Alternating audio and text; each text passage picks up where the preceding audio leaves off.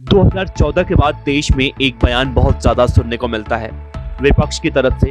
वो है EVM hacking का। जिस राज्य में बीजेपी चुनाव जीत जाती है वहां पर ईवीएम का नाम प्रमुखता से लिया जाता है, और जिस राज्य में बीजेपी हार जाती है वहां पर सन्नाटा।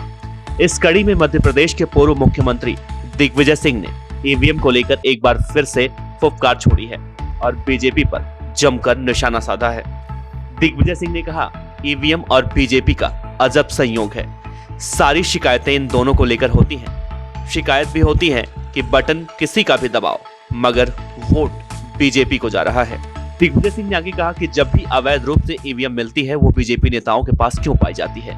2018 के मध्य प्रदेश विधानसभा चुनाव का जिक्र करते हुए दिग्विजय ने कहा कि मंत्री भूपेंद्र सिंह चुनाव लड़ रहे थे, उनकी निजी बस में ईवीएम मिली थी। कल रात भी असम में बीजेपी उम्मीदवार की गाड़ी से ईवीएम मिली है। ये क्या है? चुनाव आयोग ने भी 4 लोगों को निलंबित किया है और एक बूथ पर दोबारा से मतदान होगा। ये क्यों हो रहा है?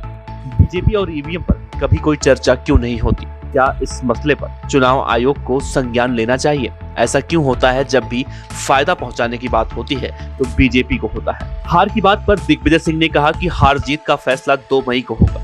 दिग्विजय सिंह ने कुछ दिन पहले ही शिवराज सरकार को आड़े हाथों लिया था। उन्होंने कहा था कि मध्य प्रदेश जब बेरोजगारी और महंगाई जैसे मुद्दों से जूझ रहा है, ऐसे हालात में सरकार को उन पर ध्यान देना चाहिए।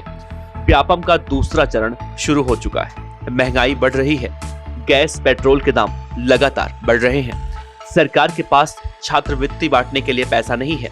इन परिस्थितियों में सरकार को लव जिहाद की पड़ी है। सिर्फ हिंदू मुसलमान, कब्रिस्तान शमशान और हिंदुस्तान पाकिस्तान के अलावा बीजेपी के पास कोई एजेंडा नहीं है। दिग्विजय सिंह ने आगे कहा, आत्मनिर्भर मध्य प्रदेश के रोड मैप पर शिवराज सिंह को आड़े हाथों लेते हुए कहा कि 2004 से बीजेपी सरकार यह विकास का वादा करती आ रही है, लेकिन विकास करने में वो अब और कितना समय लेगी।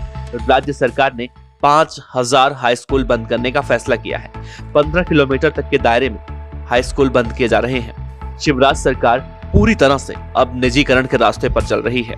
निजी लोगों के स्कूल की संपत्ति बेची जा रही है, अब मंडियों को बेच रहे हैं। दिग्विजय सिंह लगातार इस तरह से मध्य प्रदेश के मुख्यमंत्री शिवराज सिंह चौहान और बीजेपी को आड़े हाथों ले रहे हैं। लेकिन दिग्विजय सिंह ये जरूर भूल जा रहे हैं कि जिन राज्यों में उपचुनाव होते हैं उन राज्यों में अगर बीजेपी को हार मिलती है तो ईवीएम का राग पूरा विपक्ष क्यों नहीं उठाता है।